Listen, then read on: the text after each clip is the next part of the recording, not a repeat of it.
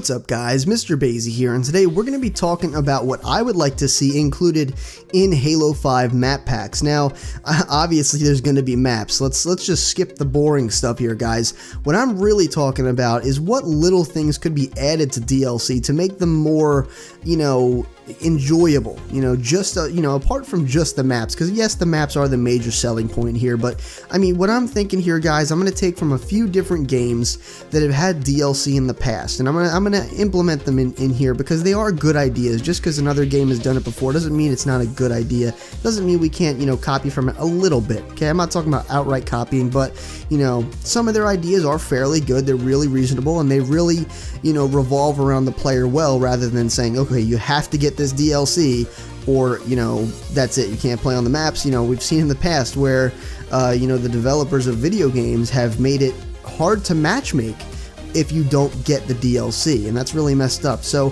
this is kind of what I think should happen in DLC environments, really for all games, but we're going to focus on Halo 5. So yes, you're going to get the maps, guys, but what I want to see is maybe a few little things added to those map packs. So you get maybe some skins, some weapon skins along with the map pack. Right, we've seen weapon skins in Halo 4. on the assault rifle we had gold. Well, basically across all the platforms we had gold. On the assault rifle specifically, we had that shark-looking one. We had one that was like bloody, I believe. We had one that was like a tiger stripe kind of thing, a blue tiger stripe kind of thing. On the BR, we had like an orangish design, like a geometrical design on it. So we saw a few, kind of unique skins. We didn't see a vast majority of them, and I think that would be really cool to have a bunch of skins on Halo 5 Guardians, like a bunch of different weapon skins to choose from on various different guns.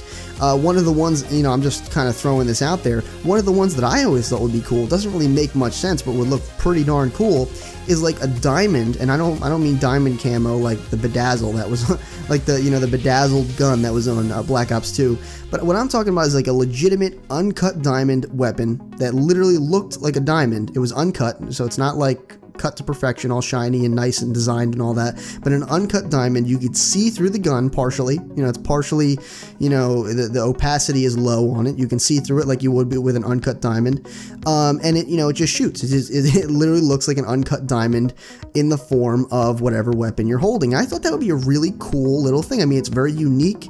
I've never seen that done in a game before. I mean, everyone says diamond camo, usually it just sparkles and stuff. I don't, when I think of diamond camo, that's not what I think of. I think of like, a weapon that was forged out of diamonds, and I think that would be a cool idea. But, I kind of got off topic a little bit there, but I always thought that would be a pretty cool idea for a weapon skin. But either way, you guys get the point. Weapon skins are a nice little addition. They don't affect the game, they only make the game a bit more enjoyable. In some games they've really overtaken to a very popular and high standing kind of point, like Counter-Strike, where having a skin in a game is very prestigious, you know what I mean? Skins go for a lot of money on Counter-Strike, so that's an example where skins have really become a big part of the game, much more beyond just having a nice skin on your gun and you're like, oh, well, I like this one, I'll just play with this, rather than the default skin. So I think skins would be a cool little attribute to add to DLCs. As a bundle pack, you can get the DLC and you get this amount of stuff. You get all this included with your maps. I also mentioned before maybe like a throwback map of an older map. You get that just as a bonus. You get 3 new maps and you get a bonus remastered map from a previous Halo game. That would be pretty cool.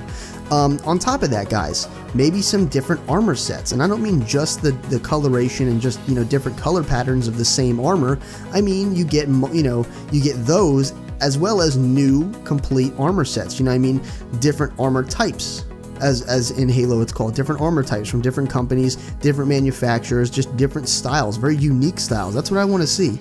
I saw a lot of similarity with the Halo 4 armor types, and I think that I think they could do better than that, what I mean?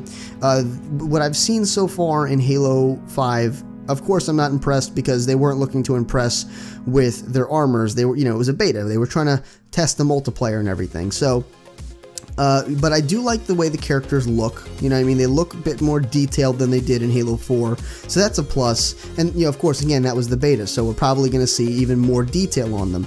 But you know, we should be able to see in DLCs a bit more. You know, more items included in the DLC as a bundle, right? So that would include different armor types. You can get, okay, well, you get these maps, you get these skins, and you get these kind of armor types, and these armor types also have different color variations. So like what we saw with Halo 4, where some weapon or some armor types had different color patterns to them. They were the same armor, but they had different color patterns and different, you know, stuff like that you could choose from if you like that color pattern better. And naturally, guys, I'm not saying, okay, well, you have to buy the DLC to get that. You have to go shell out 15 or 20 bucks, whatever a DLC is these days, and you know, you get all this stuff for that amount of money. Well, I think it would be a good idea, just like Call of Duty did with Ghosts and probably Advanced Warfare. I'm not sure if Advanced Warfare did skins, but I know with Ghost, they came out with a lot of really cool skins. Skins became very popular in Call of Duty Ghost. A lot of people liked indulging in the skins. Now, they were available for, you know, as DLC items, I'm pretty sure, where you get the maps and you also get these skins. Also, they had guns and stuff, but I don't think we should get into that because that's definitely a money scheme where, you know, you buy the map pack for the gun, which I know a lot of people did, and a month or two later the gun gets nerfed to the point where it's absolute dookie, and you know, then you wasted your money basically because you bought it for the gun and not for the maps. So, you know, what I want to see here, guys, is a little more variety like that. Now, what Call of Duty did was, instead of having you buy that DLC, if you didn't want all those maps, you just liked, okay, I like this skin, just this skin, you could purchase that for like $1 or $2, whatever the skin may be.